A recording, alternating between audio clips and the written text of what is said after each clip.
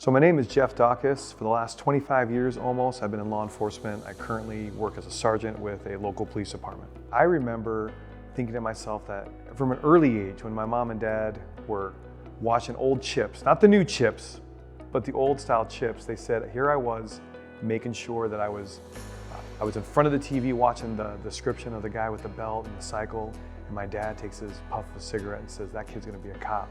My mom goes, oh dear Lord, no. And it's been in our heart. I'm the oldest of 4 boys, and it's been in our heart to serve people.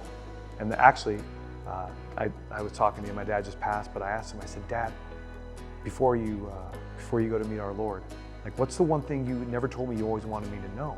And he said, just keep serving people. And so from an early age, we were always instilled to serve people. And I got involved with adult probation right after college. I was a probation officer, and then 9/11 happened. And I'm in the city where I currently work, and I watch these officers roll by, and I see the pain on their faces, because we were all going through it. You know, I was in the federal building, so we were going through that at 9/11. And I told my wife, I said, I can do more. I need to do more. So the service aspect of it has always been there. The application of my service is through law enforcement. And then, you know, I get to serve the Lord doing things that little kids like I did grow up wanting to do. They dream of doing the things that we do and that we take for granted. And that's unacceptable. And so that's my why. To tell the other generation, I got one of my kids, he said, I'm gonna be a cop just like you. And instead of, I hear all these guys and gals, you're not gonna have your kids be cops. I go, absolutely. We need strong, morally centered men and women that love the Lord, that wanna serve people.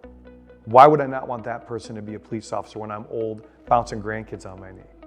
The question on how does my faith impact my work is the ultimate question for why I do what I do now. So I wasn't always a Christian. I grew up, in fact, being, I guess my God would have been sports. I was a 3-sport letterman. All my brothers went to college on scholarships for sports. And that was what my dad said, just be excellent at everything, that's all you need to do. Okay. So everything that we did, 4.0, graduated high school, went to college on a full scholarship, and didn't really have any time for faith. I grew up Catholic, so we had to go through all the things until I was about 12, and then as soon as I didn't have to go to Mass anymore, I didn't do it. Because it was getting in the way of working out and doing athletics, and that wasn't acceptable for a teenage kid, right? So I get on the job, I was married young, I was married at 22, my wife was 21. I get on the job, about 7 years in, I'm 30 years old, had my first kid. Now, I'd already been a cop for 3 years, and I was a training officer with blonde hair. They used to call Jeff and M, because I was all about, like, how do I magnify myself? How do I bring violence as a weapon so that people will fear me, and then my cop buddies will respect me? When in actuality, the opposite was true. They were looking at me going, you're out of control. We don't want to be around you. You're a train wreck. And I remember in April 2005, my wife and I were in the middle of another argument. 7 years, I'm thinking, why am I married still? This is ridiculous. I can just go ahead and do what all the other cop guys do. All my cop friends were telling me, hey, by your 3rd marriage, you'll totally be settled in. That'll be the right girl. So take the start of marriage, learn what you can, and move on. And I was believing it, So April 2005, I look at my 4-month-old lying in the crib. And I remember, I can't tell you the day. I can't tell you any clouds didn't open up or anything, but I remember feeling this. I remember feeling, I'm not the man I need to be. I'm not the father I need to be. I'm not the cop I need to be. I'm not the brother, the husband, all of that. And I remember thinking, as a guy who's in control, and I was the leader of everything, as a guy who's in control, realizing that I had no control. And I remember just looking at my little kid thinking, this little boy is gonna grow up hating the man that his father is today. And I said, Lord, I don't have this. And God broke me right there. And ever since then, I've been living for Him. My wife was saved in 2006. Both my children were saved by the grace of God in April. Everyone at their respective times has been in April.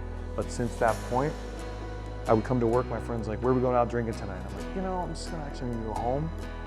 And they saw me reading the Bible the chaplain gave me. It was just a New Testament. I never read a Bible. The chaplain says, you need to have this, man. And so I said, okay, well, my buddies thought I was crazy. They're like, we'll be back in a week. Take a week, make yourself feel better, purge any sins you think you have in your life, and then we'll go heavy drinking again. Because alcohol was a huge part of my life.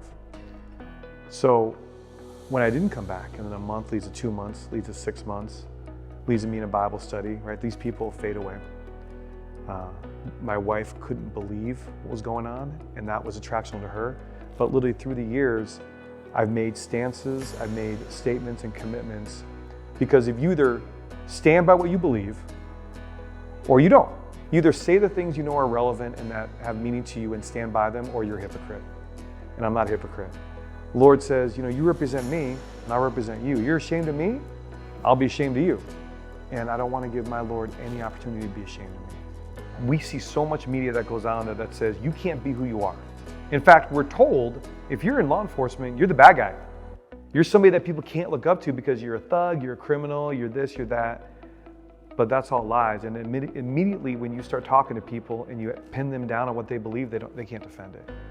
So what I believe, I know I can back up by the most historically reliable text in the world, the Bible, right? And what I want out of young cops and old cops, I want them to come to the end of themselves. So for me, it took a lot of heartache, It took not good times.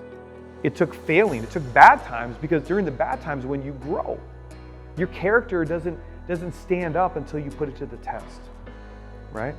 And I want these young men that I had a chance as a training sergeant, I would tell them all these things in pre-academy. I'd reinforce it with my actions. I want them to know that there's a better path that you can take in life. It doesn't involve running around on your significant other. It doesn't involve power drinking yourself to sleep every night and waking up the next morning or coming to. I want these guys to know there's a nobility that comes with being courageous when you're in law enforcement that you think you understand, but when you see the best courageous leader on the planet, Jesus Christ, and what he did for us, then you understand, like, we serve a God-given calling, a heaven-sent calling, as my friend would say. And we're sent here as guardians, as Plato would say in the Republic. When everybody else fails and the guardians stand the line, that's when we get to plunder hell and populate heaven. That's what I want these young men and women to be about. And you know what? I'm not done yet. I'm not done. And so I got my kid who wants to be a cop, and people say, Sarge, you need to move on. It's about that time. I said, maybe so, but not yet. Law enforcement is the single greatest profession on the planet. And don't believe the lies when people say that there's not a future, there's not a career, you can't support a family. Not only do you support a family, not only is there a future, not only is there a career, but I've heard a lot of talk about the Great Reset.